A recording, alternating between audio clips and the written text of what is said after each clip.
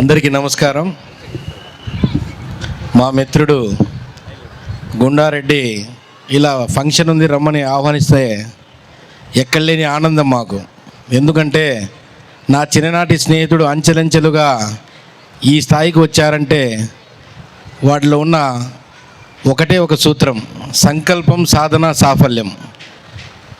Sir చెప్పినట్టు, additional speaker చెప్పినట్టుగా ఇక్కడ చాలామంది విద్యా సంస్థల యొక్క చైర్మన్లు ఉన్నారు. ప్రతి ఒక్కరికి కూడా కష్టాలు ఉంటాయని. వాస్తవంగా గుండారెడ్డి గారి కుటుంబం చాలా పెద్దది సార్.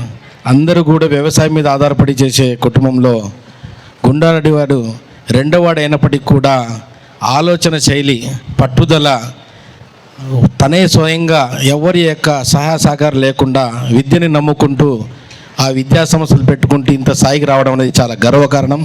చాలామంది వేరే వేరే వ్యాపారాల్లో చేస్తుంటారు, కానీ ఈ విద్యా సంస్థలు పెట్టి వ్యాపార రంగంలో కావచ్చు ఎంతోమంది పిల్లలకు భవిష్యత్తును దారిని చూపించే ఈ విద్యా సంస్థల యొక్క విద్యను నడపడం చాలా సంతోషాన్ని ఇస్తుంది.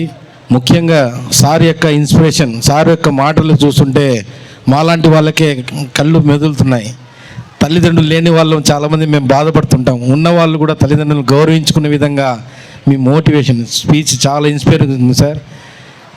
మీ యొక్క ఆశీస్సులు మా యొక్క మిత్రుడి యొక్క విద్యా సంస్థలు కానీ ఇక్కడ వచ్చిన మిత్రులందరికీ కూడా ఉండాలని కోరుకుంటూ, గుండారెడ్డి అనారోగ్యంగా మధ్యలో చాలా ఇబ్బందులు పడినప్పటికీ కూడా ప్రత్యక్షంగా మీరు ఎలా ఆశీస్సులు ఇస్తున్నో పరోక్షంగా మీ స్నేహ బృందం మేమందరం కూడా గుండారెడ్డికి మంచి ఆరోగ్యాలు ఇవ్వాలని, మంచి విద్యా సంస్థ పేరు ప్రఖ్యాతులు రావాలని మేము దేవుణ్ణి కోరుకున్నాము. ఇలాంటి కార్యక్రమం ముందు ముందు ఎన్నో జరగాలని, మంచి పేరు ప్రఖ్యాతుల్లో రాష్ట్ర స్థాయిలో గుర్తింపు రావాలని ఆకాంక్షిస్తూ ఈ అవకాశం ఇచ్చిన గుండారెడ్డికి ధన్యవాదాలు తెలుపుకుంటూ సెలవు తీసుకుంటున్నాను. జై హింద్.